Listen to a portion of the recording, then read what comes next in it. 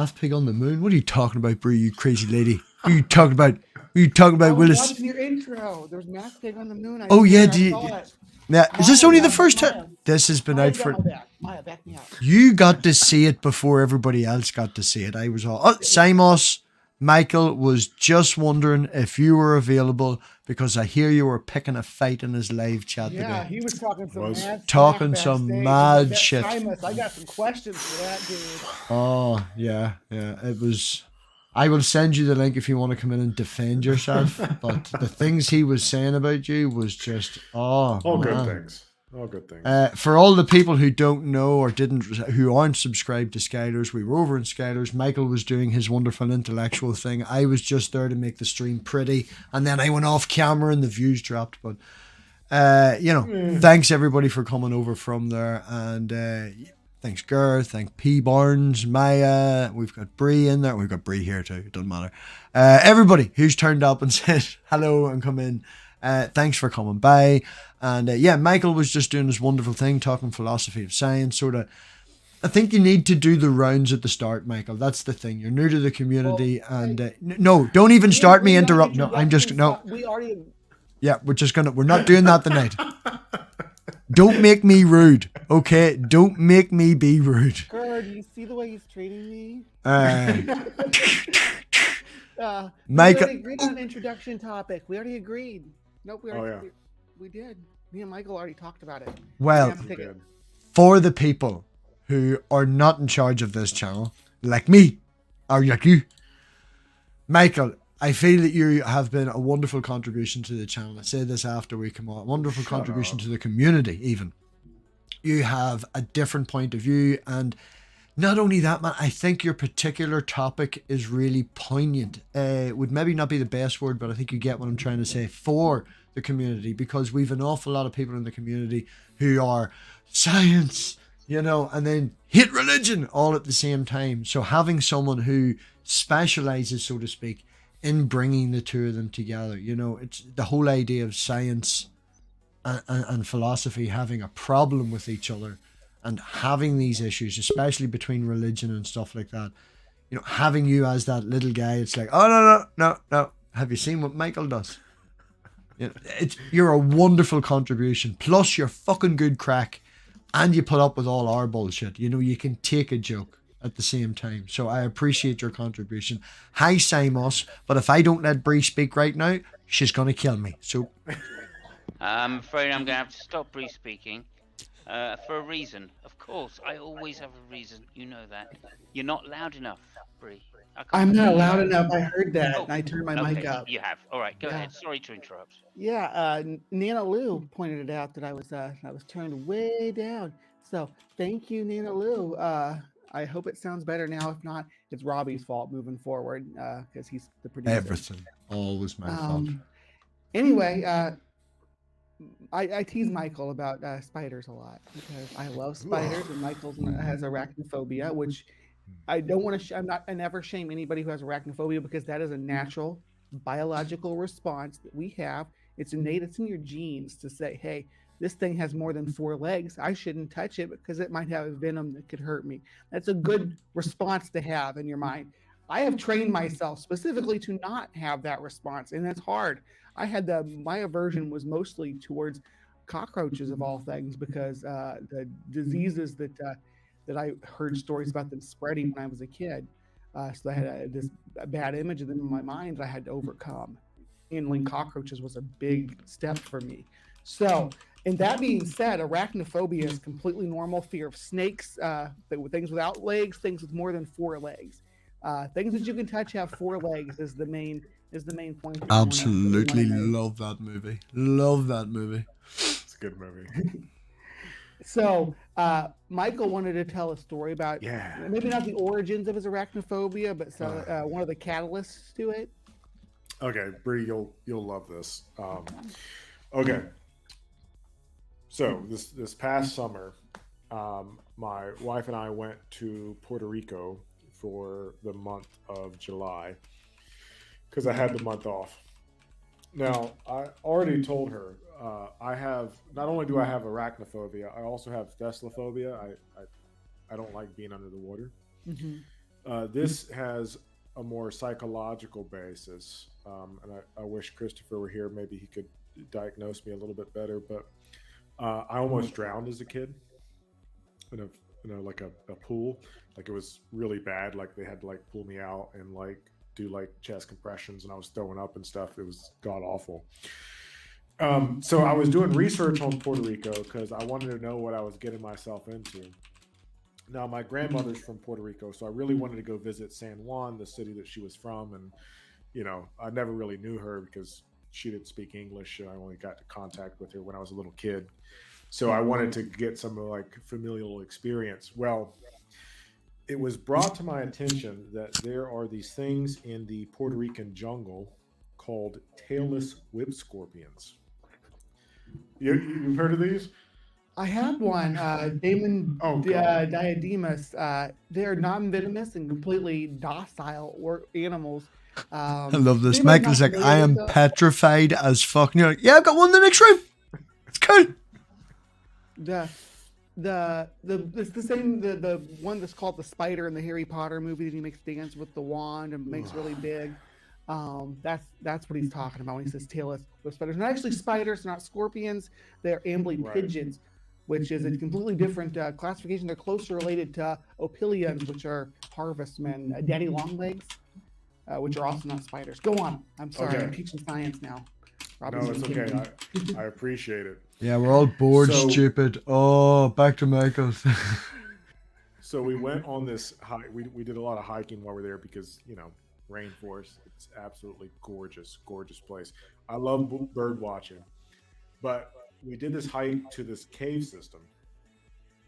And so I was like, yeah, I'll go into the cave. I'm not a big fan of caves because you can't tell, but I'm built like a linebacker. I'm, you know, 6'2", 280. I'm a big person. I don't fit well in small places. So we won't go spelunking together then? No.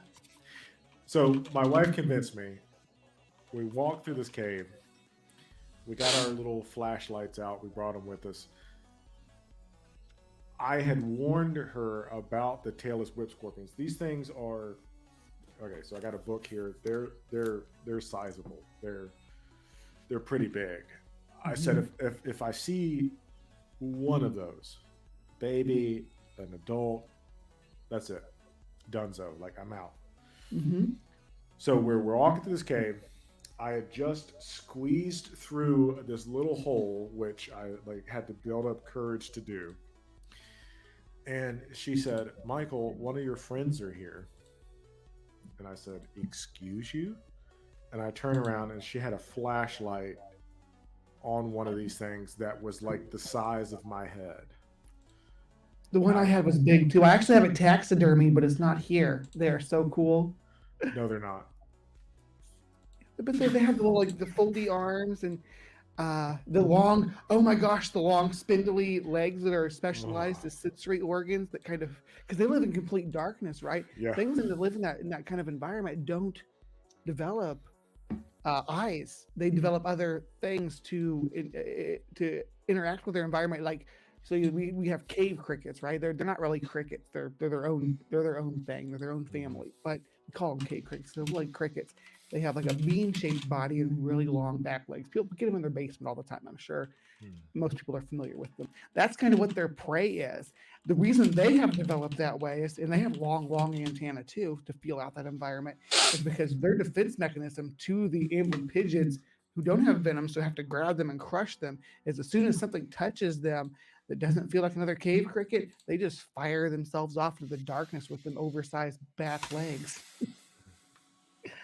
Sorry, I don't even know how I got on that topic. I don't have any hair on my head, but all the hair on my arms like stood up, and I was like, no. Did you continue through the cave? No, I left. You did? You turned back? I was like, I'm sorry. I can ruin the day. We can fight about it later. It ain't happening. So was there an incident that happened in like maybe your childhood or something that triggers your... Like, is there something that you think about? Or maybe it's a movie, because for a lot of people, is the movie like Arachnophobia triggered a lot of people's arachnophobia. I don't like. I can't say that there's a like with the being underwater. Like I know it's because I almost drowned. With the arachnophobia, I can't pinpoint it. I just bugs and insects make my skin crawl. So, like Can't do it. bugs too, like a bee, I don't like them, but I can tolerate them. butterfly, They're okay because they're pretty. a moth, Yeah, it's okay. a ladybug. I don't. They're also kind of pretty, but I don't like them. Yeah. Okay. won't Kind kill of them, though. gauging where you are on the spectrum of arthro, because it's really more of an arthropod phobia. It sounds like than specifically to spiders. So Thanks for diagnosing me. Yeah.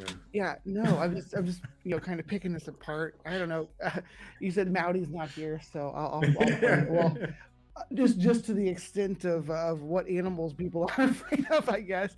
Like I said, it was cockroaches for me. Like for the first half of my life, up until I was like 15 years old, I was like eek about cockroaches. And Bree, have you been to the South before? yeah, Have you seen our flying cockroaches? the palmetto bugs. Yes, they're so cool. I hear they stink if you smash them. If you ever want to hear me scream like a little girl, just have one of those fly at my face. Yeah. Yeah, I think they're pretty cool looking. They're wood roaches, so they're not like the same thing as like gets in your house and stuff. They don't actually do well inside our dwelling. Maybe in a basement or a storage area where there's not like climate control and things, because they don't like the same type of environment that we like. They like it nice and damp.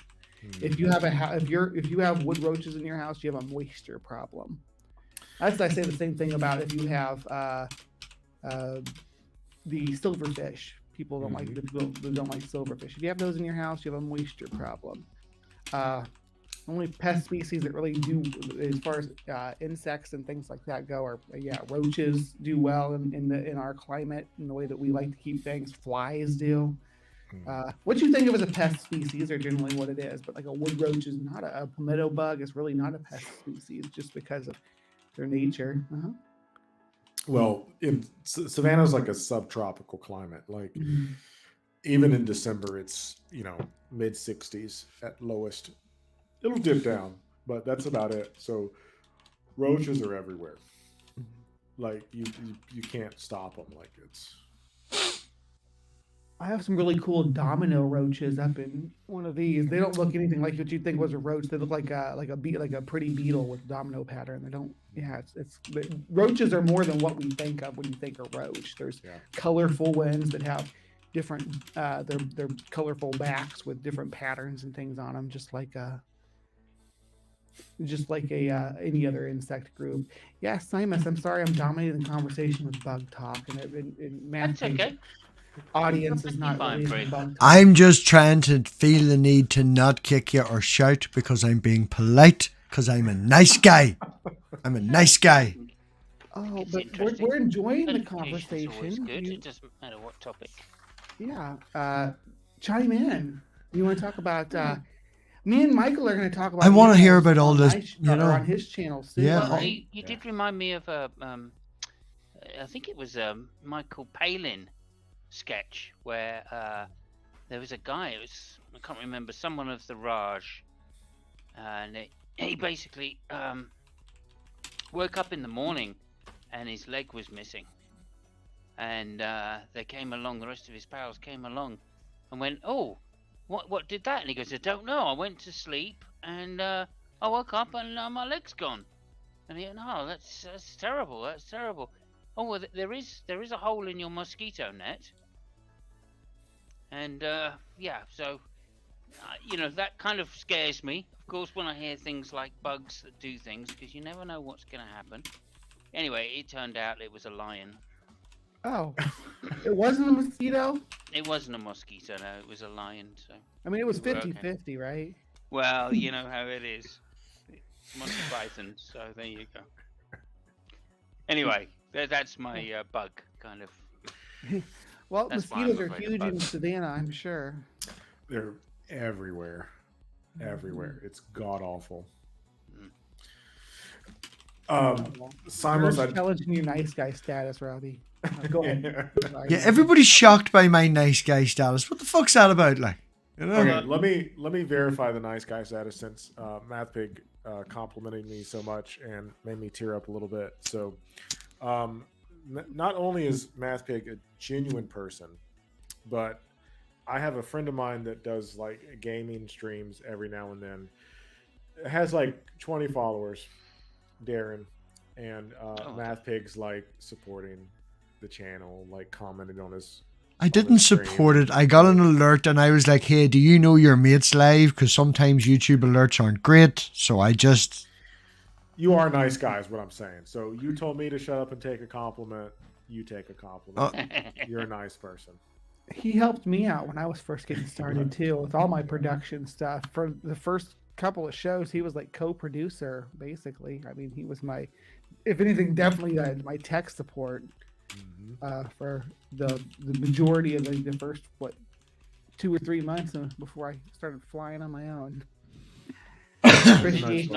Since he's not going to fit on the camera again, he's never helped me out in any way. Oh, sorry. No, obviously I'm lying. No, I'm not. No, I've done fuck all for you, Simons. I've done fuck all. You know. Well, no, you know, I will say something. MathPig, you're an asshole, but, you know, you're a good friend. You know, you've been there for me, and yeah, you're very bold. Very bald. Bald? Hey now. I don't know. I'm just I fucking haven't with you. shaved today. I need to get the wet razor out, but yeah, I'm not that bald. Always a problem. Always a I'm problem. not a good wordsmith. Always a problem. Because you never know when a whole pack of bears are going to suddenly appear and maul everybody to death. That's right. I'm afraid of the rogue bus driver. You know, Simons, I got that reference. I told my students the other day because one of them made fun of me that I was bald, and I said, "Listen, I have a special connection with God. Right now, I can summon 2 she-bears that will maul you to death. Don't mess with me." Yeah, It's like 40 kids too. And make a profit out of it or something like that.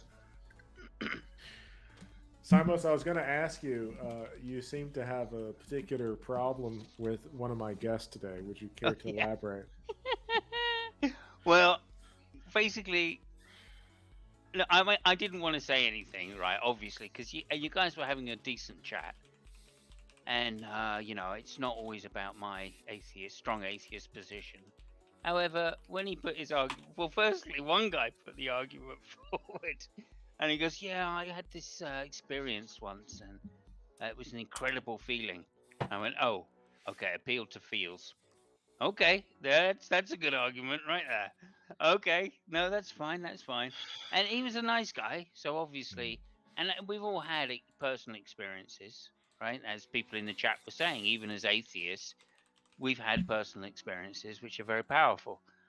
But obviously, the difference being is that, you know, as a skeptic, I can try to view those things and recognize that personal experience is not a good guarantee for truth, right? Where, you know, evolution didn't bring us up to be true or to recognize truth. It brought us up to recognize things that are going to kill us. So then there's a big difference between those two things. Now, the second point is the other guy, the Christian guy, who, again, I'd like to have a debate with. Because actually, you know, I have wanted to debate a decent Christian. I say decent, somebody who is very thoughtful about these things and is also, you know, forgiving enough to allow people to question it on faith. And of course, this was his basic position was, yeah, I understand this other guy's viewpoint about these feel experiences of spirituality and God being a particle and, you know, God being the universe, which is basically a nonsense argument, let's face it. Jesus is, you know, Jesus created everything and and then fill in the blanks. But he had faith written on his t-shirt. Okay, so I was like, oh, I see. If you push this guy, he's not going to give the precept argument, which is what I said inside chat, right? He's not going to say, yeah, but I presuppose God and Jesus and because of the Bible, there we go. kind What of was thing. his name again? Nemaya or something like that? That was the Buddhist guy, Nima. Oh, wasn't sorry. it? I got the wrong name. Nimai. He's Sorry, I was listening to it. I wasn't watching it. Hare Krishna. You know, I was there though. Hare I do. Krishna, there you go. I do. So Okay. yeah, it was interesting how this came about. So I've interviewed Arjuna from Theology Unleashed I before. know, yeah. Arjuna put me in contact because Arjuna was supposed to be on the panel, but Arjuna had some things that came up, so he wasn't able to make it. So he gave me the contact of Nimai. That was my first time speak with him. Super nice guy. Now, David Russell is the gentleman that hosts Faith Unaltered, and that's the platform that I had the debate with Jonathan McClatchy on about the resurrection of Jesus. How do you think that went? Let's just sidetrack on that, because McClatchy, famous for his rage quit against Dillahunty, right? Yeah, I think he's grown and learned a lot. That didn't happen. Obviously, yeah. I found him Again, to be super nice guy, very guy. nice. And so I didn't know about it until afterwards, but very nice, very hospitable towards me, I should say. That debate was probably one of the ones I personally feel the worst about, because I let it kind of get side railed by a conversation about the resurrection, which I didn't really want to get into because that's not my cup of tea. Right? Yeah. There's other people out there that are much better for that conversation than I am. But yeah, McClatchy was wonderful. David Russell, the guy that was on my stream tonight, he hosts Faith Unaltered. Simos, I might be able to set that up if you're interested. Yeah, for sure. Very reasonable. David is. Mm-hmm. We kind of chatted in the Q&A. He had some questions about like my understanding of history. We had a very level-headed conversation. It was, I thought, pretty productive. So yeah, I'd like to. Yeah, as I say, I'd like to talk to him about faith, and that way there's no winner, right? My position on faith is that when a Christian says they believe this on faith, we're done. As an argument, we're done. We're just talking around the houses then, because of course, who am I to judge what your internal revelation is, right? I have no access to that, right? So all I can do is question how you believe that to be the case, and whether you think that that's justification for anybody else to believe it. And if you say no, we're done again, right? So there's always an out for somebody who says I believe something based on faith, and that's it, So, but anyway, so that's all good. What I would say is that he intimated, because he was questioning the other guy, the Hare Krishna guy's version of God, right? So he was hinting that there was more to it than just his faith, right? Otherwise he couldn't question it, and that's where I kind of put my comment in. I feel a precept coming on, because if the other guy there was David, someone from Deep Drinking, McDonald, yeah. If he's an awesome person. Yeah, again, he tried to get in between them and point that out, and point out, look, you can't question each other's beliefs because you're both as bad as each other, effectively, is what he wanted to say. But obviously he was too tactful to say it. But nonetheless, there was a difference there, right? Christians do not believe that God is the particles, right? Because that goes against then humans being made up of particles and having free will. So they can't believe that, right? So there is a distinct difference between these two worldviews. Yeah. Anyway, I mean, again, super nice guys, and sorry, I have a few other things to say on it, but just go to where you were going. No, I wasn't really going anywhere in particular. I was just going to say, well, first and foremost, David McDonald's a wonderful person. He reached out to me. I've been on Deep Drinks before, had him on my channel. I'll drag him on one of these streams one day. He's been he's on Australian. here. He's been here twice. Oh, okay. He's Australian, so you'll have to forgive him for that. But yeah, his time zones are shit.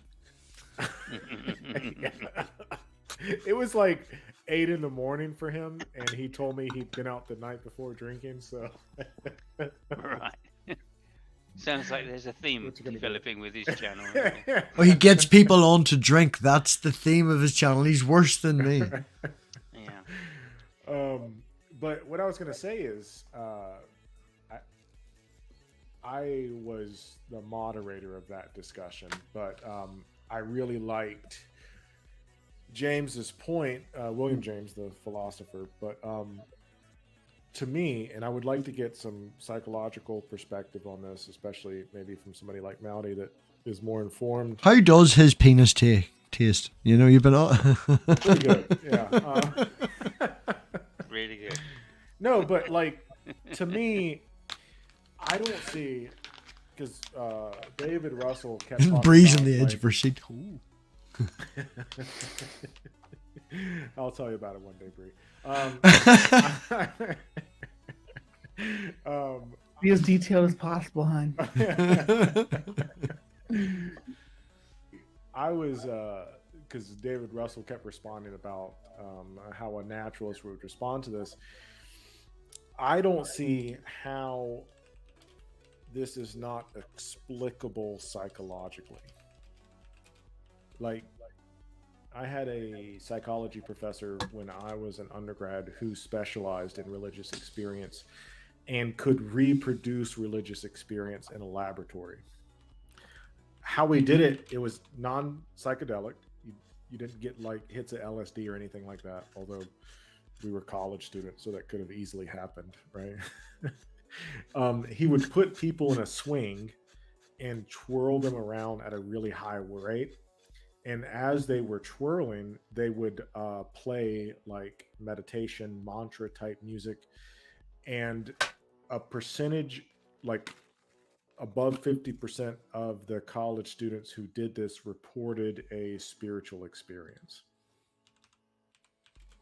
And so, like, it's reproducible. And that's kind of what I wanted to ask in relation to the psychedelics question. Like, if I can provide a naturalistic explanation for this experience, can you really argue that there's an ontological, supernatural basis for it? Yeah. I mean, again, spot on. I think I mean, there's been several studies done, of course. DMT famous for doing this.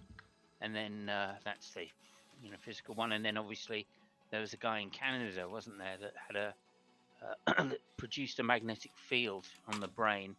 And when he produced the magnetic field in a particular area of the brain, people had spiritual experiences.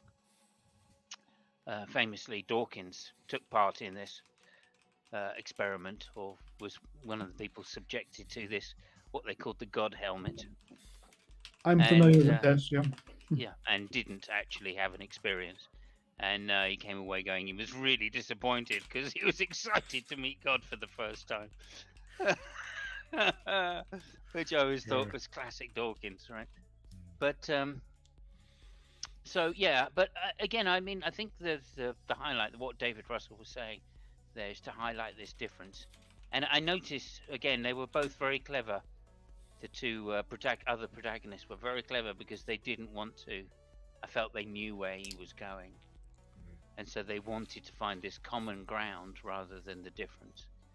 And I thought that was very clever of David Russell to start down that path, although I think he was blocked from doing it several times. And then when he eventually did get down that path, the Christian guy, the other David, kind of recognized what was going on and went, yeah, no, I do disagree with you. And then they started trying to justify the ontological basis. And that's when the discussion turned to what I thought was the most interesting part of that I heard, which was about the nature of language. Yep. And of course, they completely, sidestepped Wittgenstein. So, okay, there you go. But you'd expect them to. So there you go. My last question. So I don't try to like pull a fast one on anyone that comes on my channel. Like it's mostly about the people that I bring on and what they have to say, and I was very upfront about all of it. The last question that I've given a list of 4 different questions, and the last question I wanted to ask, because I thought it kind of spoke to this point, was what can we make of other people's religious experiences? Right. So we talk about the nature and the basis of religious experience. What does it mean if I'm a Christian and a Muslim Sufi comes to me and talks about their experience?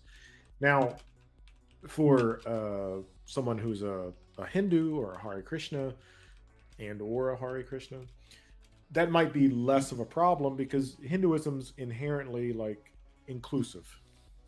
There are multiple different gods and goddesses. Bree might worship a goddess, MathPig might worship a god, but if I'm a Hindu, well, it's all good. Like, bring them on. Yeah, like, we can The handle it. altar of Bree. To a point. Yeah. But if I'm a very strict monotheist, for example, that doesn't fly. Right? So what do I make of somebody else's experience? That was, I wanted to get there. We did it. I think we might have a follow-up panel discussion on that, but yeah. Again, Muted. That's the perfect question, isn't it? What do you make of that? Because other people have, regardless of whether they come from a polytheistic or a monotheistic faith, they have these experiences under these conditions, both controlled and natural, including in near-death experiences, which I believe what Simus was citing here, it did have showed some links to near-death experiences in the responses of the brain to DMT as well, didn't it? I'm not certain about that. I've spoken to people that have done DMT, and all but a few of them say that they have deep psychological experiences of being at one with the universe. So. Some of them see God, though, right? I mean, yeah, well, that's what they think is God. Yeah, that's classically what. Yeah, I mean, see God. I'm not saying that there's actually it's all inside their brain. Yeah. Well, my atheistic friend did try DMT, and he definitely confirmed that he seen something. He didn't describe it as God. He sort of like blew it off with a dismissal as Mother Ayahuasca. That sort of shit. Right. But he's aware that that's more a brain thing than it is a spiritual thing. But he couldn't deny what he had and the whole more mental revelation. I just can't. I'm going to be rude. Spiritual things are brain things, aren't they? Pardon? I would hope so. I mean, how are you distinguishing that, Robbie? Right. Well, you see, this is where the problem comes, and why Michael can jump in and help me here and be fantastic and making the difference. No, it's all you. It's all you. No, but the difference. Why does it have to be a difference? Like, I don't think there is a difference. But somebody who experiences, right? If you went through that, you wake up, right, and it's like, it happened. Watch Diana's streams, right? You know Diana. Quite recently, she's been in hospital and stuff like that. Diana personally thought she died. Now, Diana's an atheist of the community, long ass time, and had a moment where they were unconscious or whatever, and genuinely thought that they were dead, and was like, this is weird. I thought there'd be nothing, woke up, wasn't technically dead, just on the edge of it and stuff. But that's someone who's been an atheist in the community and talking all these things for a long time. Having that experience has a personal thing, as Simos pointed out. So we can all make the statement that all spiritual experiences are mental, but making that statement, in my opinion, dismisses it. It's like, oh no, it's just a mental thing. It's like some guy took weed or some guy took drugs. We just dismiss it. No. I don't think it needs dismissed. No, you don't, Simos. Dismiss it. No, I don't think you do. It doesn't dismiss it. And for 2 reasons here. I believe for 2 reasons. Firstly, I need another one of these. Keep it going. This is great. I love this topic so much. For 2 reasons. Firstly, I can't get inside your head, so I can't dismiss it. I mean, that's just 101 logic, right? And I'm talking these 2 reasons are going to be philosophical, or at least logical. So that's the first thing. And then the second thing, of course, is like I was saying, we are products of, to my mind, the naturalist mind. This is why I disagree with everything that the faith guy said, right? Because he literally was straw manning the naturalist position, like they do, right? But anyway, I've had spiritual experiences, right? Yeah. My spiritual experience led me to believe that there isn't a God. Okay, so there you go. What can I say? You know what I mean? The reason I'm an atheist is because first became an atheist was because I had a spiritual experience of oneness of the universe, and then realized as I came back to my body, right, because it was some kind of astral projection, or exactly as Nimai was talking about, right? I had exactly the same sort of experience. Maybe I was not getting on a train or anything. Somebody had told me about a concept called God, and I started thinking about it, and then that led me actually to think about the other side, which is what is natural.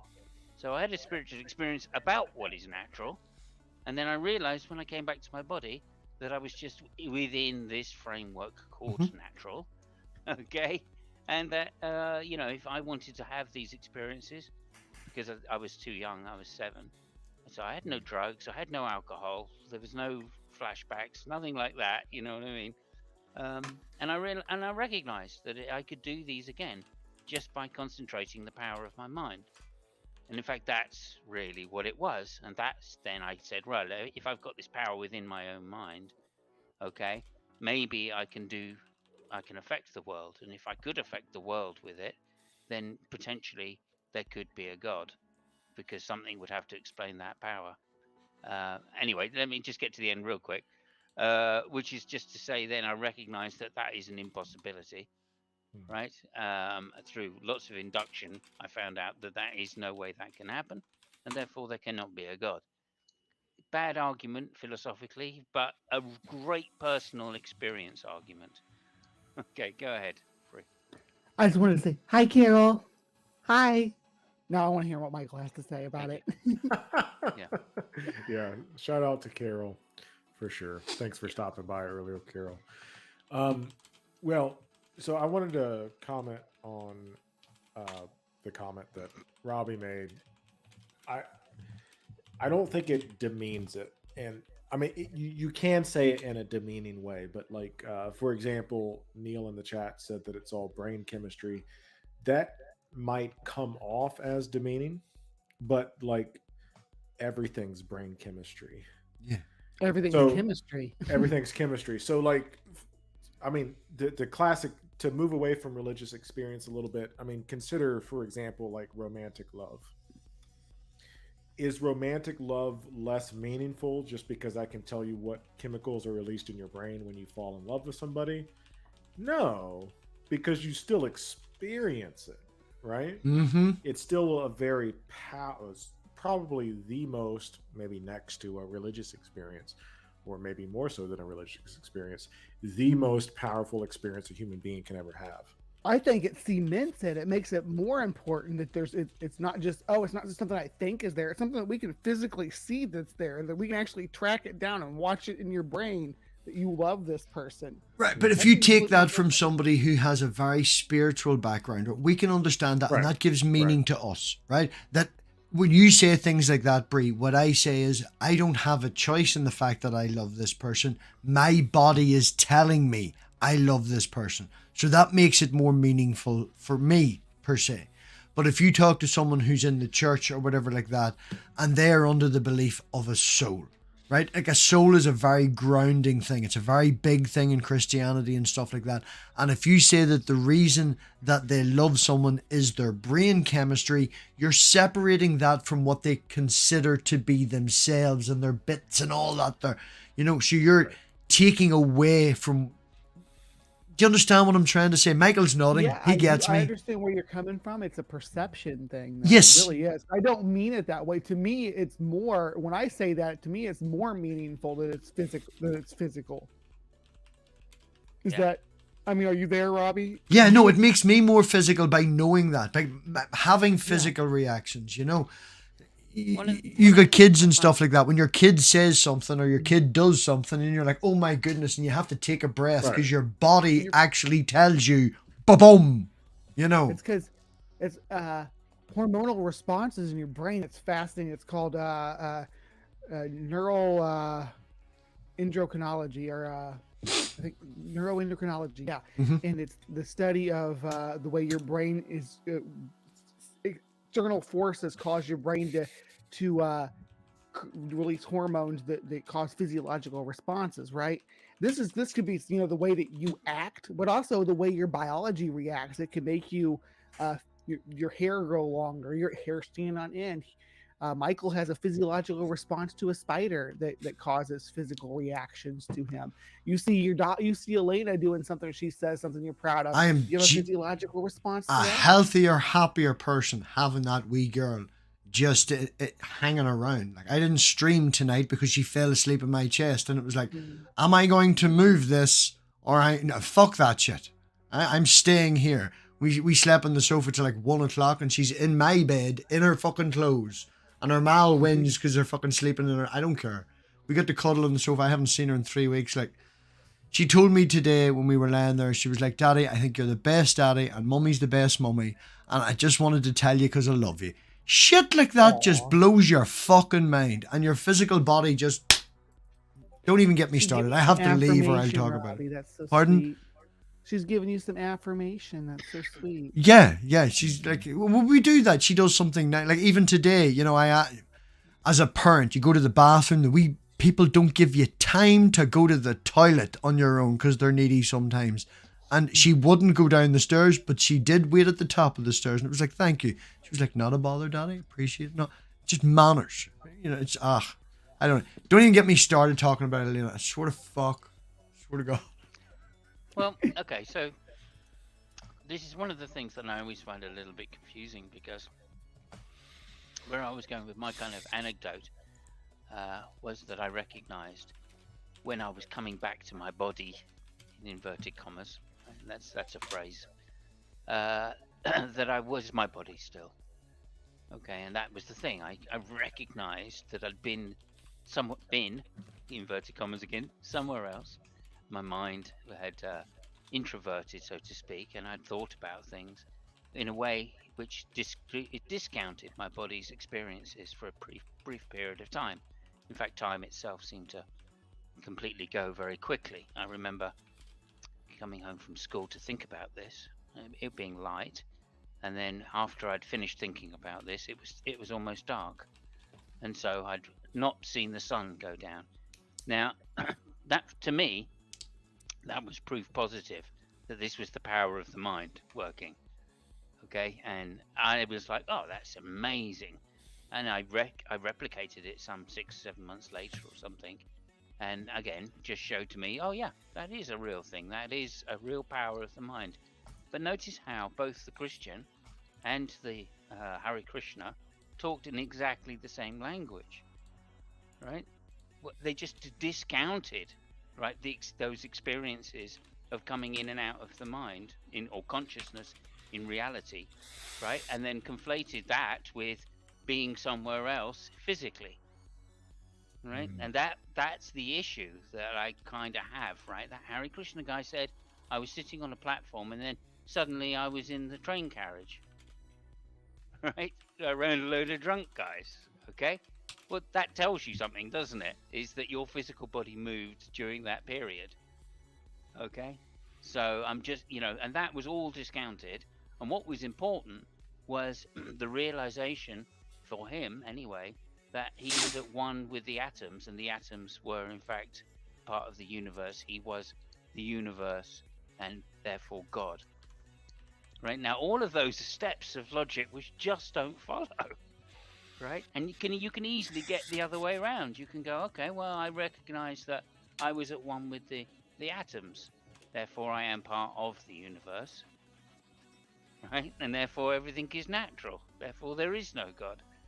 And that's a perfectly valid argument, as much as saying it the other way, my experience led me to believe something about consciousness, right, that the atoms were conscious. Right, well, that doesn't follow. Right, yeah, you are atoms follows, but the atoms are conscious because you're conscious doesn't follow. So again, his experience was just not taking, or what I would call, very confirmation bias centric, right? He wanted to believe that there was some spiritual meaning to the universe, which he had suddenly got this great understanding of, because it made him feel good. Well, why did it make him feel good? Because of the chemicals that were released in his brain that made him feel good. Okay, so there we go. Now he thinks, every time he thinks that he's one with the universe and the universe is conscious, he has this endorphin rush. And that makes him feel good. So that's why he has the confirmation bias, the same way I do when I have this rush of there is no God. It's an endorphin rush for me, because that's how I first came across the very notion. And everything else to me is secondary. Everything else is just all the philosophical and logical arguments. They're all secondary to me now, right? They're just rational bias or rationalization of a preconceived idea, which makes me feel good. And that's why I really have empathy with people who have personal experiences, because I can see it's so powerful. Yeah. And just as a final thing, what really cemented it for me, of course, was the fight or flight system. Okay, which is to say, you get an incredible thrill when your life is put in danger. Incredible thrill. It's addictive, right? Fear seekers. People go out seeking danger specifically in order to recreate that thing. I used to ride motorbikes fast. Okay, just a dangerous thing to do. Okay, and as such, I used to get off my bike and go, "Oh, that was a great blast. Oh, I really enjoyed that." Because obviously it gave me that flight or fright feeling. I was frightened. Why people watch horror movies, for goodness sake. I've done it in the car, and of man. course, I'm just accessing systems which evolution has given us in order to survive, right? That's why we feel alive when we're close to death, right? Because we recognize we've literally could have died at any moment. We've saved ourselves by this great mechanism, and we feel good for that. So I just want to say the same thing was true of the Christian's experience of him having Jesus, right? He just literally missed out the steps he decided he didn't want to think about the steps which connected him to naturalism, because didn't make him feel good. What made him feel good was the steps that connected his consciousness to the universe. So again, there you go. That's my point about faith, really. No, I agree with you, man. Like I've said this recently to people. It's like talking about driving and stuff like that. And I've been in a few accidents, and the phrasing that I used was, I've been in enough accidents to know what to do if you're in an accident. Because when people have an accident, they would react in a certain way and things like that. And it's literally the experience of it. And I'm there because I've pushed myself. I'm there because I do enjoy driving fast. I do enjoy taking these corners in certain ways. And sometimes you fuck up. Car, motorbike, you're definitely taking a higher risk than me. We have the fucking Northwest over here. Every single year somebody dies. Every single year. And they still fucking do it. Oh, yeah. There's an entire family of people, the Dunlops, that just get wiped out and they don't care. And they just keep lining up to do it because it's in their blood. It's what they do. The rush, the adrenaline. Yeah. And I mean, to the person that has experienced that, there's not a whole lot of rational conversation that can convince them that experience is in any sort of way diminished.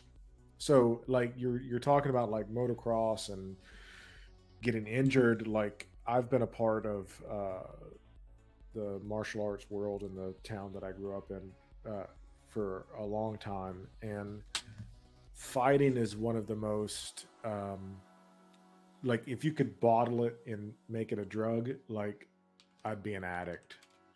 I mean, I am an addict, but that's a different story for a different day. It makes you feel a very specific way. Oh yeah. And the same is true of the religious experience. And one of the things I wanted to talk about more, but it's not my conversation to have, but I want to try to bring some people on to talk about this. I see a lot of conversation. It's not really in the religious community, but there's sort of a pseudo religious community surrounding the use of psychedelics. People that take people that take psychedelics report specific experiences, and they think that, to put it bluntly, they think that it means something. I mean, it means something in that it's an experience, but they take that experience to speak to some sort of like ontological categories. You see this with like people that are like hung up on folks like Joe Rogan or Jordan Peterson, where they say that these psychedelic experiences speak to some sort of reality beyond ours, right? Gives you access to another level. You're ascending, yeah. Right, machine elves and all that other good stuff. That, right. You know, because of this, there's they don't express it this way, but I mean, I guess you can see this in like books like The Doors of Perception. Even in like Jungian archetypes, Peterson likes to fall back on. I want to have a conversation with somebody that's like a Peterson follower, because I fundamentally disagree. I can find you a few. Line of thinking. I know one. I don't know any of them. Sorry, you have to talk to. You know at least 4. Don't you dare deny it. Don't you dare. You hang out in the fucking basement in the wee hours of the morning, smoking weed and talking to people who believe in Sasquatch. You be quiet.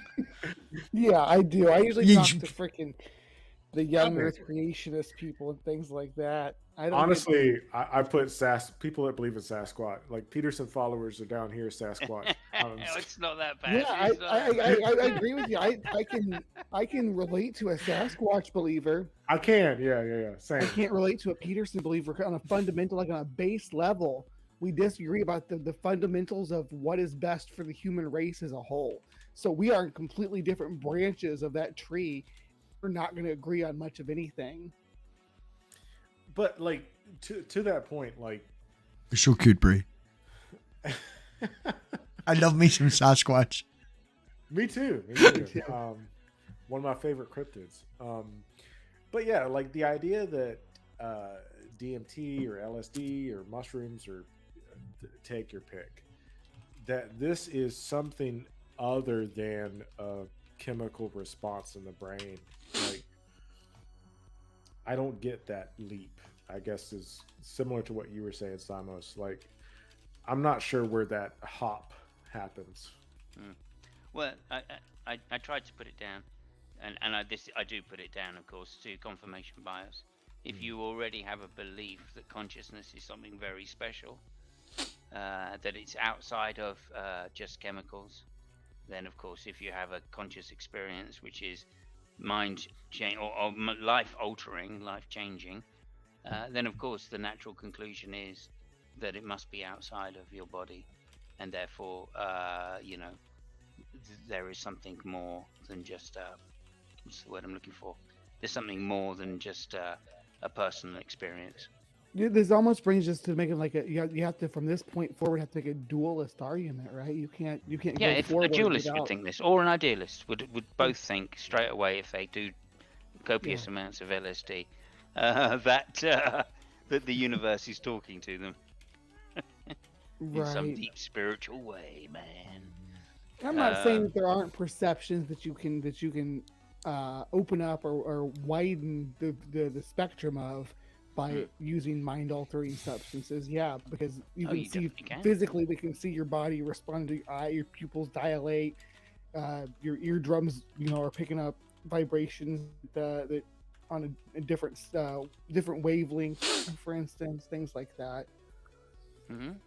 Yeah, no, I completely agree, and also, I mean, there's a couple of things I'll briefly say here, which is that change. I mean, with LSD, my experience was that change lasted.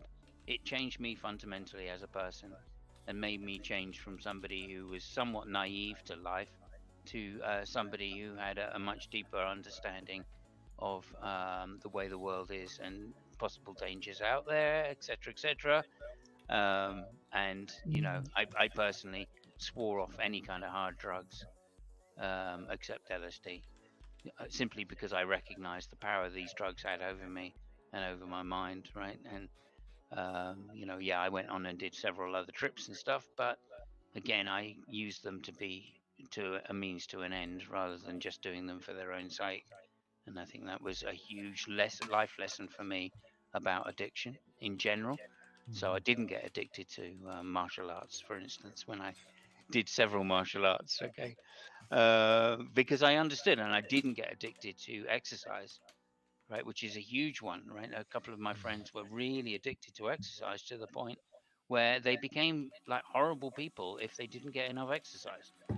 Okay, I'm a fitness freak, right? In that, or used to be, not anymore because I'm old.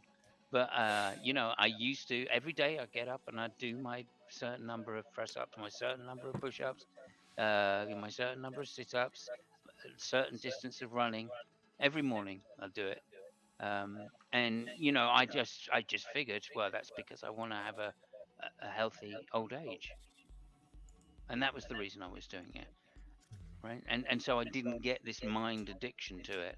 And if I didn't do it, like one of my friends, if he didn't get a certain amount of exercise in a week, he would literally sit there and go, oh, I don't know what I was going to do now. I need to make up for this. I've got to do this. I've got oh, okay, right. I haven't done any exercise for a couple of days. I'm just not even bothered about it. So there you go. That's what I mean. It's understanding the physical system is much more important, and that's one of the things that I think LSD did for me, is to grow me up in that sense and make me aware that there's a lot of things that have power over the mind. I watched a documentary one time. Now, it may have been Channel 5. It wasn't a great documentary or whatever, but it was on sex addiction. And a woman was coming home from the shop, and she literally had to come over and pull the car over at the side of the road, like OCD. She had to sort that addiction before she could continue on, even just driving home, because she couldn't concentrate. It doesn't have to be drugs or anything like that. When your mind gets to the point of addiction. Yeah. That's what I was saying about exercise. Some people just get completely addicted to it. Is OBO headless chicken? Why? It's a drug addiction, Yeah, if that last one in the chat is DMs, I sent you the link, chicken.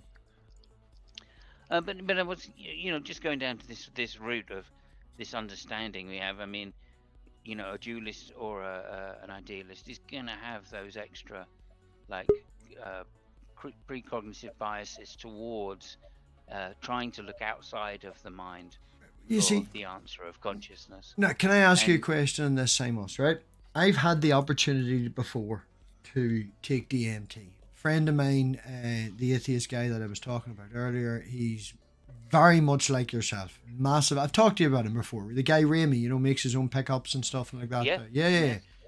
Into his music and all that. They're atheistic and shit like that. And had the opportunity to take DMT. His friend bought the barking, and his friend is like I don't want to say a chemist, but chemistry student, and made it. Right? I had an issue with the fact that I had to smoke it in a crack pipe in his garage with 4 guys that would probably wind me up while I'm in the middle of a trip, Yeah.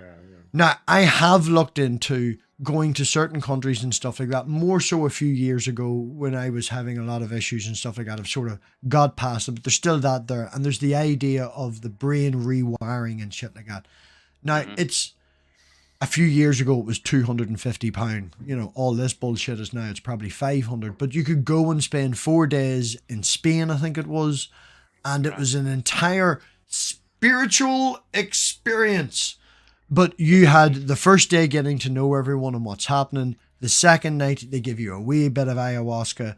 And then the third night, they give you a bigger bit. And if you're up for it on the fourth night, go for it. Just knock yourself out. But they have designated people who are there to look after you. They have people who regularly do ayahuasca who don't then on the nights that you do. So they are there to look after you. And I would much rather go and experience that in a spiritual sense, because I would feel more comfortable in the security of it. Even though I know the reason I'm here to take this is to sort my addictions, to sort my problems, to sort my mental health, you know? Okay, I'm just going to say one thing. My rule, absolute hard and fast rule that I used to say to people that had never done acid. Firstly, do small amount first. So that's that one taken care of. And secondly, only do it with people that you know. I've known Remy. Your friends. Just do it with your friends. Do it with people that love you. Because otherwise you're setting yourself up for a bad trip. Man, we're Irish. The more we love each other, the more we're going to wind each other up on a trip. That's not good, you know? No, you don't, because you can go off in different ways. But it can happen that way, right? I had a trip once, and we played Scrabble. And I spent... right, and we were playing Scrabble, and it was lovely. 3-4 friends. We're all good friends. We'd known each other 20 years plus. Yeah. You know, it was a lovely time. And I remember sitting there, right, and I knew, right, this is just fucking bullshit, but I knew it happened, right? So we were sitting there playing Scrabble, and it got around to my turn, and I remember, Echoes came on, the Pink Floyd album, right? Not Echo, it was that side, right?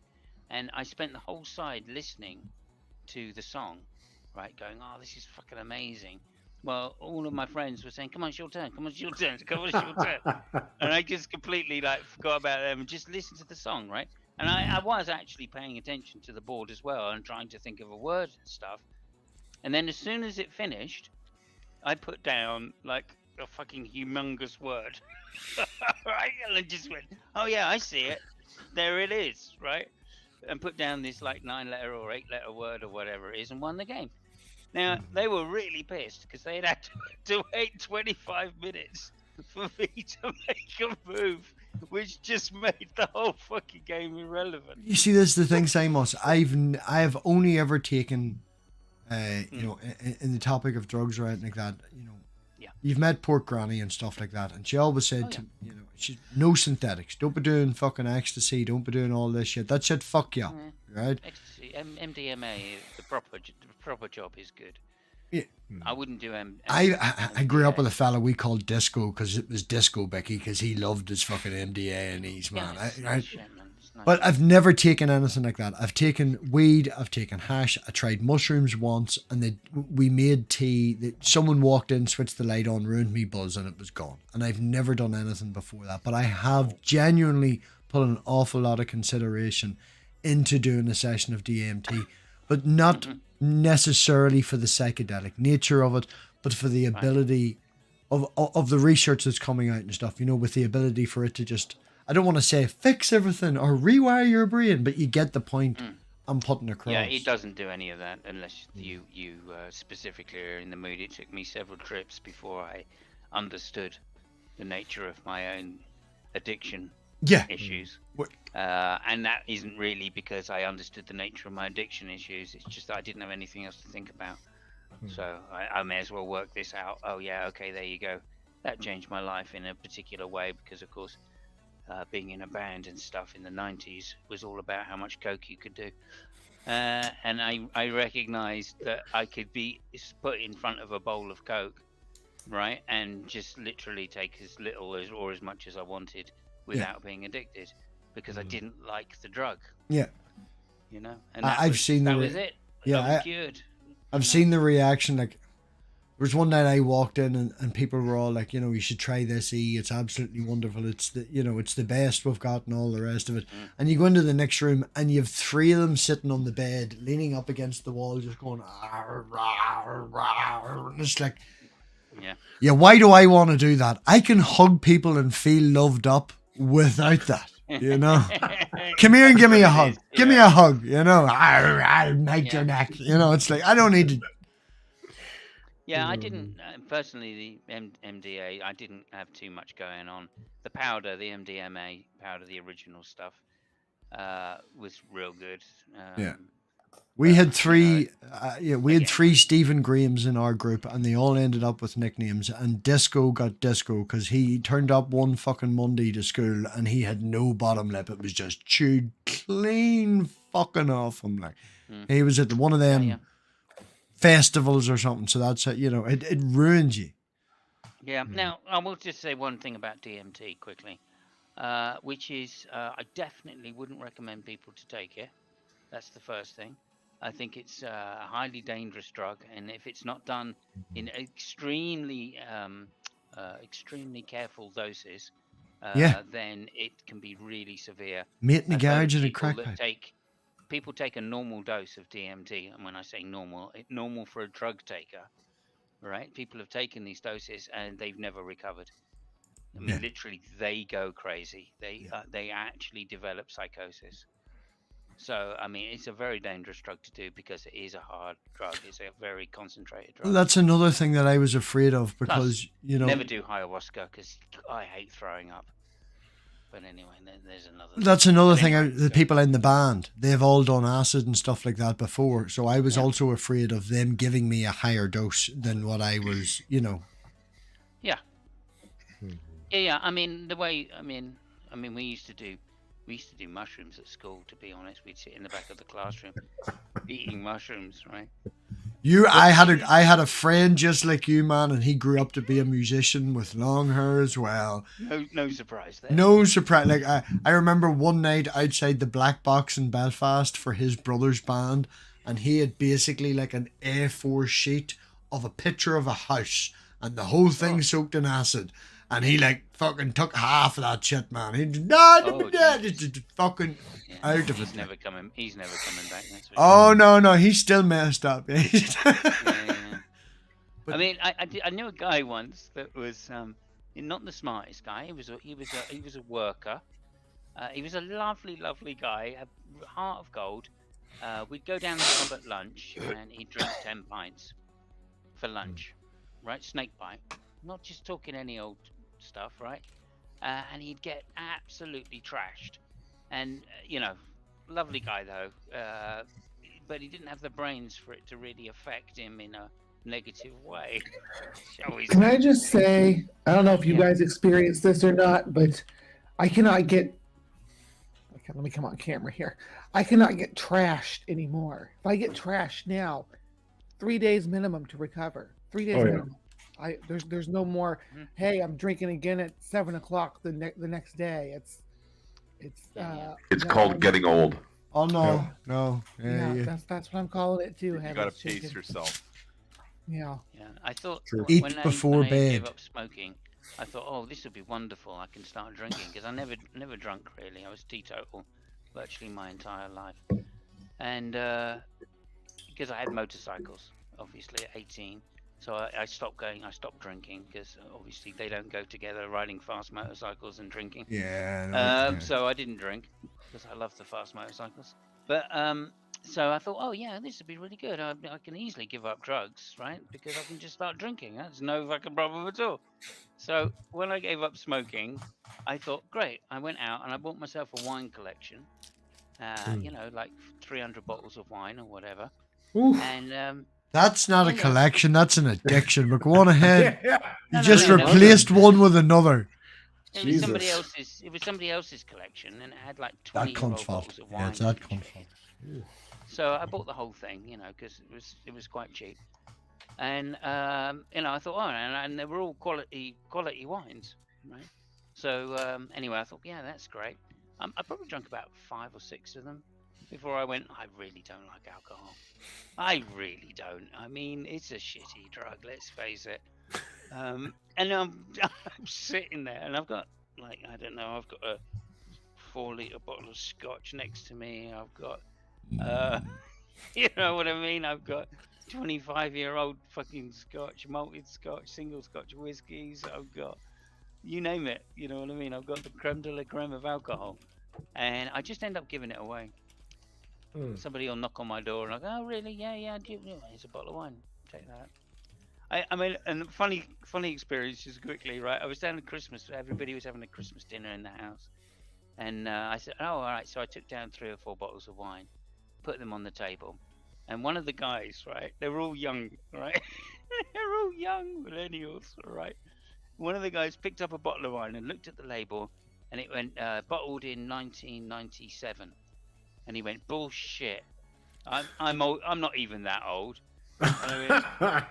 Yeah. That's a genuine 1997 bottle. You know. Oh, really? 23 Because my years old. grandparents have a few bottles of wine that are from like the 60s and 70s. Samos, there there's you been go. 2 points in my life where I realised I was old. First one was when I moved from BBC Radio 1 to BBC Radio 2. The fact that you just said that statement about this guy was young, 26 or whatever, and I was like, yeah, I've been there. Fuck. Yeah. Well, That's he the was 20. He was 20 looking at a 23-year-old bottle of wine going. Yeah, I work with a I don't 23. believe they exist. Yeah, I work with a 23-year-old guy, and it's like, what? One of my students the other day said, Michael, what was the 1900s like? Oh, They were being brilliant. facetious. They had to have been. Brilliant. Oh, they Okay. were. They Yeah. were. Michael, that's where you take that student to the library and show them the card catalog. Oh, they failed. Yeah, for sure. They Yeah. got an F in the class. And then explain to them how the Dewey Decimal System works. Oh, I should tell you what Ian How did you talking said, to well, racism, sexism, Yeah, basically. and Take your corruption. There you Ja, go. hold on, just to check. Right, we're gonna go for another 20 minutes just to say. I know you're not supposed to tell everyone when you're closing, but it's 20 to 5. So Yeah, well, we're not gonna keep you up. And Spooky's in this name. That's You Spooky. I can called start your Simon joint Spooky. now, so you can add another 20 minutes on that easy. what Samos knows. Samos is the same as me, UK, but I'll have a 5-year-old up Yeah. at fucking half 10 going, Daddy! But MathPig, you're rolling up now, so that means that you're going to be awake at least another 40, 50 minutes. Oh yeah. I'm Don't gonna. kill me. Y'all should be asleep by now. That's ridiculous. I literally, man, I Why couldn't stayed get. up for your chat with Skylar. It's She's not the- even midnight here. It's not even 11 We haven't even here. spoken about it. It's supposed to be an after show for that, and That's right. we haven't even spoken about it. We don't even need to speak about it. It's Tell you a Michael few is things about brilliant. Newton. I was It's gonna say. literally just Michael is brilliant. Go watch his channel. The content is great. The man does all this wonderful stuff and connects the two issues in the community between philosophy and science. He does what Steve McRae wants to do. You know, honest fuck. You mean Michael runs a nuclear reactor? No, Yes, but he wants to Michael do- is Oh, radioactive. Michael will irradiate you with his wonderfulness. Give me top secret clearance. That's all I'm But saying. can he run a desalinator? That's the big Yeah, question. that's the real question. Let me try. That's all I'm saying. Do you know how to plug a battery into water? Listen, Okay, The idea is what we're secretly doing, right? Michael doesn't know this, so Michael, you used to take your headphones off. You're not allowed to listen to this, right? But Simos, you know, you're let you in on this. We're going to train Michael up, you know. He's going to be wonderful, have all this background knowledge, know all these fools, and from hanging around with yourself and other people, know all these arguments, and then we're going to dump him in one of these pre-suppers that's all philosophy up their ass going, but what about the philosophy of Simons? I've got a guy for that. Hold on. Oh, goodness. Yeah, but MathPig has Michael read Draper? Yeah, there you go. Have you read Draper, Michael? I haven't read Draper. Oh God, he has it beside him. It looks really? like It's he only has. one- Right there. He has it That was beside not a him. very thick book. No, I have a book about Draper and White. Yeah. I Oh, was supposed to have a debate with these guys, but it fell through. But I read their book for no reason. Just to say, Michael, if you have a debate on modern day debate, we will not be friends anymore. I'm sorry, James is a it happened in wanker. the past. Eh, He had a Nazi on, so I'm good. That's grand. You know, Yeah, any yeah, debates, yeah, you know, that's not a war there's as only well. one guy with two thumbs that you need to talk to, and that's Yeah.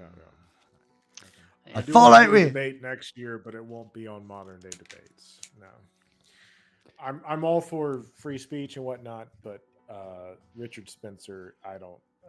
It's not, man. There's Oh, more okay. history He was on. on Modern Day Debate. You can debate me about the spiders. Yeah, Wow. he's on the Crucible now. Guess who fucking no found their idea. way? Guess who found their way around the YouTube rules? I told Brie about this yesterday. I do believe you know of the person, Simos. I'm not sure about Headless and Michael have no clue. But Richie from Boston is now traveling around, sleeping in a fucking tent because he doesn't trust the cities and all these fucking chemtrails and shit. And he'd be going live on Mike Dagger's channel. And Richie, Time out. pardon? MathPig, time out.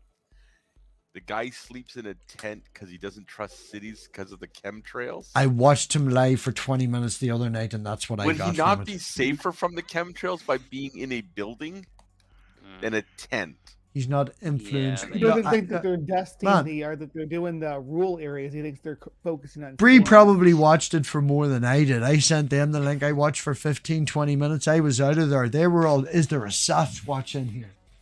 Well, I hate to say this, but you know, and you know, you guys might take the piss a little here, but chemtrails, yeah, I mean they're bad and stuff, but that is nothing, all right? Because these days they are replacing the chemicals in chemtrails. I left when he said world order and people controlling money and COVID is fake. And man, this was all within 20 minutes. Like he is a Yeah. Nice. He nice. dropped the J word like 5 minutes in from when I was Of watching course. it. Of course. Yeah, it's usual. That's what all conspiracy theories usually boil down YouTube to. has shut down at Yeah. least 4 of his channels. So I just got to ask this though. Richard Spencer, now he's the guy that did the Holocaust denial book, is that right? And he put links Punching Nazi. and everything in and made it look like a real scientific Yeah. history Is he book. anti-Catholicism Okay. too, Spencer? So- yeah, presumably. I don't know a whole lot about him. I haven't really looked into He's a it. white I- Protestant, so I would Anyway, assume so. Same us. Cambridge, there was a historian at Cambridge that thoroughly debunked that book. I mean, thoroughly debunked it. To the point Speaking where of- I thought that was it. He was finished. Clearly not. Speaking of which, one of the most weird YouTube experiences I ever had, I had a group of white supremacists raid one of my videos on Nazism. A bunch of Holocaust denier people's like all of a sudden, I don't get a whole lot of views on my videos because it's history stuff, right? Mostly meant for my students. You just haven't cracked the right audience yet. Well, apparently I did. I got like 1,000 views in like a day, and I was like, "What is happening?" And I got like 50 comments, and it was all by these neo-Nazis saying like, "You're a shill," like you're spreading Oh, wow. propaganda. And YouTube removed the video, and they put it back up, and I was like, "What the hell just happened?" But it was because this white supremacist group got a hold of it and like had all these. They shared it comments. in like a subreddit or something, Mhm. Facebook group. And I got like a few emails or something saying like, "You're not all white," and I was like, "Well, yeah, like what?" And and Michael's the future. All right, everybody is gonna end up looking like Michael. Give us long enough, you know. We talked about that a little bit before the thing, because I was talking about how growing up, depending on where he grew up, it would depend on whether he was perceived as black or they would. Hello, Magadirk. Magadirk is a good friend from a wee Discord server. You know Magadirk, Samos? No. rings a bell. I think I might have seen the name. Yeah, no, it's good. Magadirk convinced me to put Linux on my laptop, and I have a small hatred for Magadirk now. Okay, Linux, yeah. Do you know Nadia? Nadia programmed the kernel for Red Hat. No, I'm going back to you know that? Windows, and then I'm going to look into Okay. either Steam or Chrome. Just saying. Just saying, someone in our community actually programmed the kernel for some of Linux. Oh no, Yeah, I know. but Simon, There- that's the same man, individual. who there's could've people walked in down the street to community- post office and pick up a package. There's also people in the community that was on a BBC One documentary. It goes both ways. Sorry, I beg your pardon. Oh, hold on. What? Hold on. BBC One documentary. Okay, That guy. that's impressive. That guy. Oh, okay. Yeah, right. I don't know about that. Yeah. Yeah, you Let's do not know go about that. down that kind of topic. I was no, I didn't. That's why I said it the way I said it and left it vague as possible. It goes both ways, you know. I don't know why that popped into my head. Oh, is that who it is? Right. Yep, is that who you're yep, referring to? yep, Okay. Yep. Yeah. Yeah. Goes both ways. I have a meme about that. Yep. We did memes at the time. But yeah, I'm more than happy to have a conversation. I had I think 3 debates this year. More than happy to have another debate, but I'm not going to debate people that think me or other people are like subhuman. I'm not going to debate people that are against like trans rights. I'm not going to debate people that are racist. I'm not going to debate neo-Nazis. Like that's The Not- problem I feel is, the same. I can understand where you're coming from. The problem is, in the online community, it's a self-selective group of transphobes and this, and they just happen to have the other beliefs that you wanted to They debate come upon. with a suite of beliefs that you kind of, if you want to debate somebody about young Earth creationism, you're going to debate Right. a biblical literalist, and that means they're going to be transphobic, Yeah. like by default. And you got to be okay going into the conversation knowing, like myself as a trans woman, knowing that they're going to be transphobic. Now, Well, you lay as down the long as rules, as long as the agreement is that we don't talk about that topic of the debate, and they address you as required. but they never. Well, like there's the thing, isn't it? Like DD is obviously a famous homophobe, transphobe, and he can't help it. He literally cannot help it. Yeah, I So tried to talk when to him twice in the last couple of weeks, Yeah, and that's not gonna work, is it? no. No, it can't It- work. It's a similar thing, and I don't know if so I have some conversations with there's an argument that I make. I have this video about whether or not Christianity led to modern science, and part of the reason why I made it is because there's a popular argument in the apologetic community that Christianity is responsible for the rise of modern science. The inverse of that I'm not sure that they realize, the sort of argument that they're making Mummy. is similar to like the ancient alien argument. You're basically saying Yeah. like non-white people didn't have science. But Yeah, to a degree. I'm not saying that all of them say that.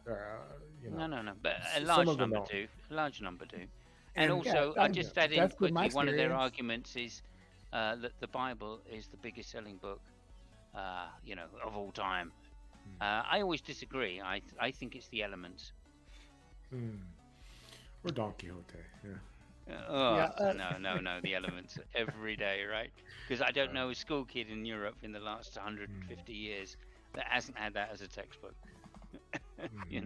So I'm just saying. Wait a minute, Simon. They don't sell Bibles; they give them away. Yeah, that's true. So That's the another- Bible can't be the another number thing. one selling book. Yeah, that's true. I as well. did Well, steal. someone pays for I did 'em. steal I my mean- Gideon Bible from a hotel. You stole a Bible? I joking. stole a no, Gideon. you didn't- I hadn't got. I didn't Steal have. Gideon Bibles. In They're all there for you honesty, to right? read. I've got a couple of King James. I've got this, that, and the other, and all the rest. I didn't have a new international version, and it was a brand new hotel. It had only opened. The fucking place I was putting this up with for, the work that I worked with was having their staff do there for the weekend. We'd got a wee bit of access and shit. They're gonna check that before they do the big opening. They're gonna see no Gideon Bible. They're gonna put another one in. Gideons So want you is to the take. Gideon's an IV? I thought The Gideon's Gideon was Bible King that James. was in this, I'll go and hook it out, was NIV. Okay. Yeah. I thought that Gideon was Okay. King James. King I didn't. James. Yeah, me too. This one, the reason I stole it was NIV and I didn't Yeah. have one. So I was like, yoink. Oh well, there you go. Wait a second here. There you go. That's- They're all, I mean, it's all the same, really. Anyway. they put Well, them it's in there for UK people- culture. It's Ah. probably UK versus, you read a King James, you're not Yes. going to get a Catholic. And vice versa. It's Northern Ireland, different Ah. thing. They're playing the Hot market. take. Yeah, hot take. Playing the market. Well, it was a hot take if they caught you with a Where fucking can you get into some translating a UK? Oh Bible. man, I stole pens, I stole the notepad. It was their first weekend opening, alright? It was an old hotel that had recently got a big buyer and redone up and all. It's massive in Belfast now. See, when some bastard blows that up, I'm going to come out with, look at this, it's got the date from the weekend that it was opened on. I'm going to be a millionaire. That's what's going to happen. Yeah, Titan makes the point that Gideon does want you to take the Bibles that they leave Yeah, in those yeah. drawers. Yep. They want you. I think it says something along those lines in the inside the cover. It's like There you go. this or whatever. Titan Uranus is fucking right about very few things, but there you go. We'll give them that. Calling you out, Tony. Right, on that, we're going to work our way around the room. As I see it, it's Simos up first. Okay.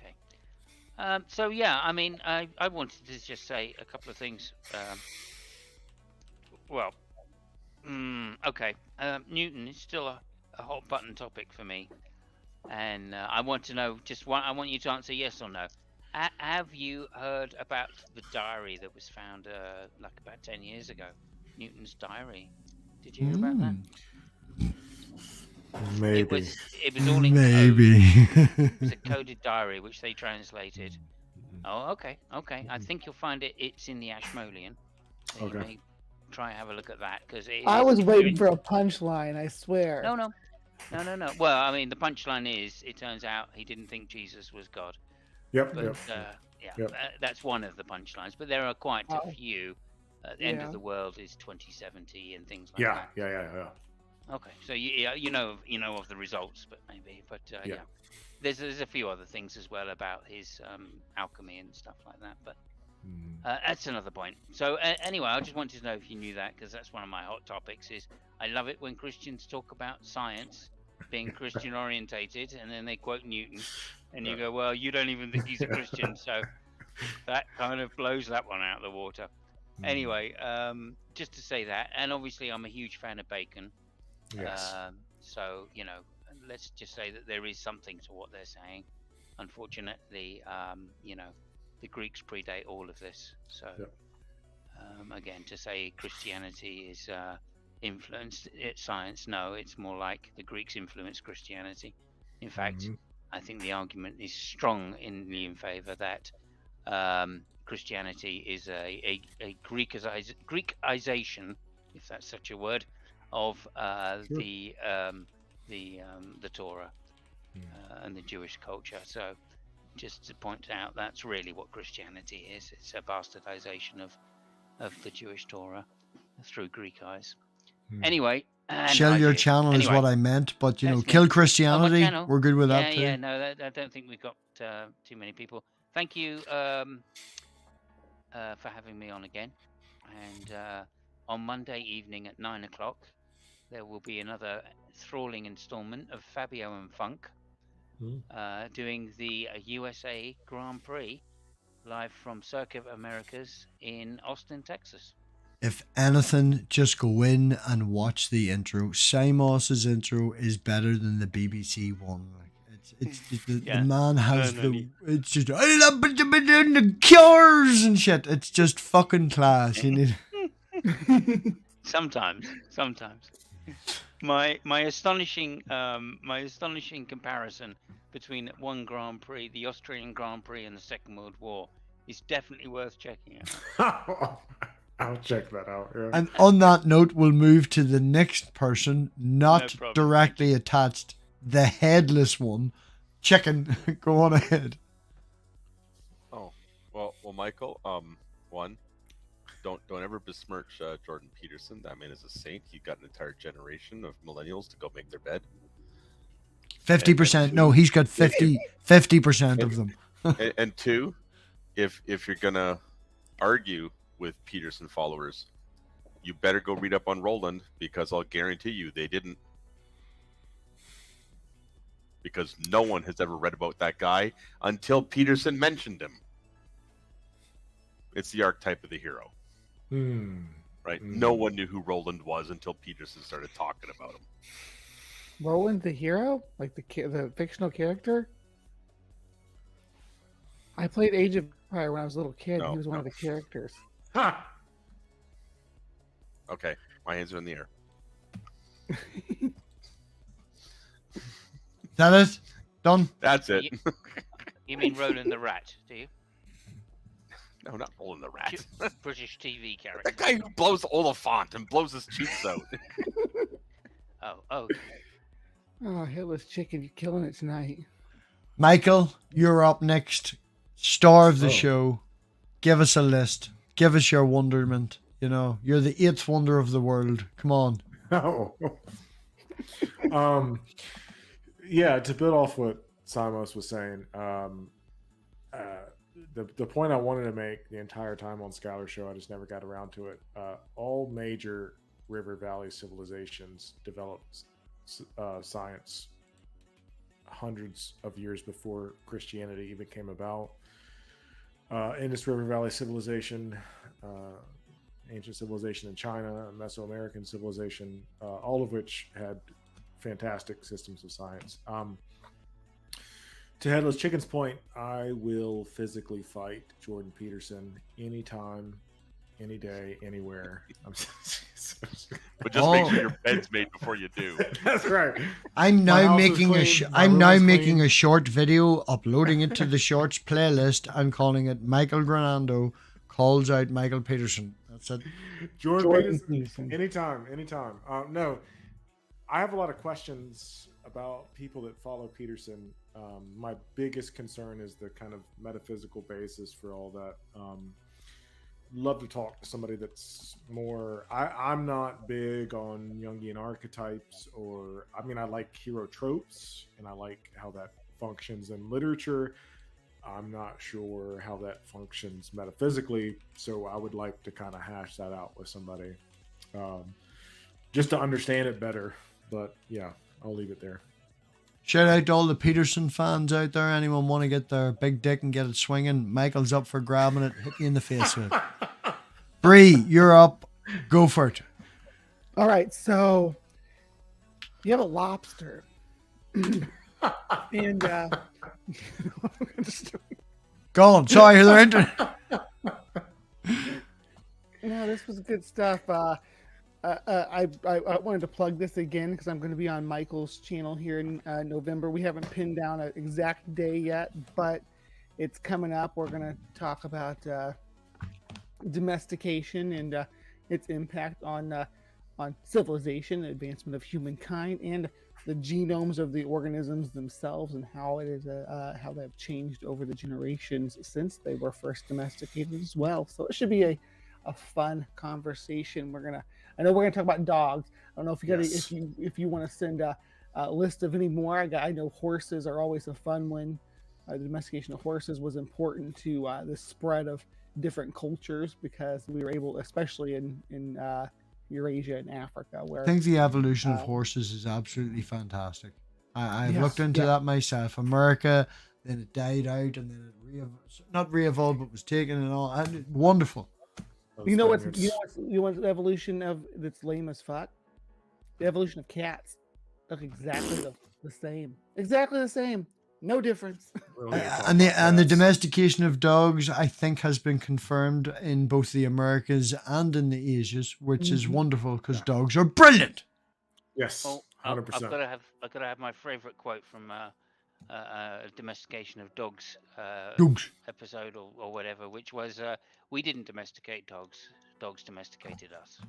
Yeah, it was kind of a joint effort at the very least. Yeah. we were both living in roving packs, just hunter gatherer, and we just joined forces. I have recently become slightly obsessed with the Middle Eastern shepherd. They took it was the KGB and the Russians. I've always loved German shepherds. German shepherds were I grew up with them. I've had 3 German shepherds. I had one who died when he was 14. I've had one who died when he was 7 through genetic problems and stuff. But the idea of the Middle Eastern, they're back. The idea of the Middle Eastern shepherd was the Russian army took the German shepherd, mixed it with a few local breeds and stuff like that to try and get rid of the hip dysplasia and increase the size. So you think of a German shepherd, then think of a Middle Eastern shepherd that has less hip problems and about 2 foot taller when they stand on their back legs. And they come in this like grey and black sort of like, because they're built for the colder climate. And the KGB, if you ever see the KGB or any films and they have a black dog, it is a black Eastern Shepherd, to the point where they would kill any of the litter that wasn't jet black. But it is a dog that is trained to be loyal. It's like a German Shepherd on acid. It's just like, Speaking of Middle Eastern shepherds, I'd recommend everybody watch the opening for Life of Brian, and you will see some Middle Eastern shepherds. You funny bastard. You funny bastard. Midnight, you slipped in at the last wee bit. We're just about to end. Are you going to shill yourself, or what are you doing? I mean, I really don't have anything to show since I don't have any streams, but I would like to say that I'm awesome. That's a matter of opinion. It's not objective. But Well, no, Basically, it's a yeah, fact. no, I just figured I'd come back. on. slipping I in at think, the back end. Well, if I can just... Midnight's prove that naturalism is true, by the way. Yeah, yeah. Yeah, I literally am. I'm a fucking freak of nature. Nice stuff. For the people that don't know, if you lifted Midnight and threw them into a snowstorm, you'd lose them. Jesus Christ. I die. Well, you'd die, Mind but me. you're a fucking albino. That's the joke. All right. Yeah, no, I know. Snowball, be quiet. I think he'd be better same in the result as if- snowstorm than in the desert, though. He's Well, not you a get it. snowball. Same He's result a if you threw him in the marshmallow. desert. So there you go.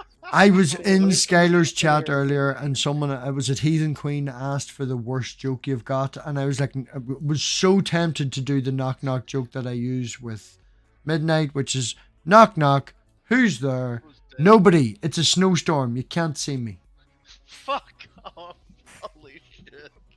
I don't think you've ever done that, dude. I don't think you've ever done that. I've told it to you at least twice because your first reaction was of absolute terror and disrespect. Your second time was realization I'm an asshole. And the third time you've blanked it all out. So, Okay, so if we're going to do a joke, I just have a joke for Michael on science.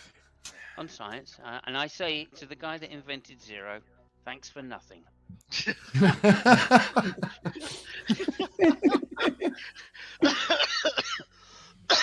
Can I cry to close out the screen? no, I want to work my way around the room. I want to say Simos, as always. Thank you for being you. Thank you for your contribution to the community and everything. Yeah, ignorance, intelligence, point of view, all the rest of it. Headless Chicken, it's been good getting to know you. Joining the cult, if you haven't joined the cult, you can't get in without an invite. But you It's know, not a cult. It's a lifestyle. and the whole idea, Limit bars. the whole point of the cult is to get out of the cult, you know. But it's been good to get to know Headless Chicken a wee bit more, jumping onto the streams and stuff. Michael, yeah, I'm not even gonna go there. We've done enough for you tonight. Midnight, you're an asshole. Bree, I love you. 61 and a half Hey. days. What? I think Brief froze. No, I was just saying like that. Did you really think I was I was frozen? gonna say. Oh no, we I just think you skip over. froze. What? On that note, You I got want me. to. You got me. Can I talk on my channel at all? No. Or is it, no? Okay, thanks. You, right, you're all assholes. Thank Oh, you for. love us. Whenever you're finished. Finished? Everybody else, all finished. We're all done. Bree, just to Yeah. double check. Are you? Oh no, Simos has something to say. Go on ahead, Oh, Sim. oh, I'm finished. Oh, you're Go finished. ahead. I'm good. You're all good. Okay. Good night. Thanks everybody Thanks, for coming. Yous are all beautiful. Yous are all wonderful. Everybody, all of yous. Thank you to everyone who financially contributes to the channel. We will run out with the Patreon video. Oh yeah, we'll spank that ass, you know. Thanks for everybody. Thanks for everybody. Just, you know. Thank you. Different show. That's a different show. Thank you. Yeah. Was I supposed to sit up and turn my ass to the camera? We're waiting for you to mount the chair, but that's, you know, offline, right? Everybody else, yous are missing out. We'll talk to yous later. Patreons also get after hours access. I was Right. about to say, might get a lot more contributions. Oh. And on that After note, Hours. You certainly get bigger content. shut the fuck up, everybody, so I can run the outro. All right. Love yous all. Bye. Bye. Penis. Think for yourselves. I did.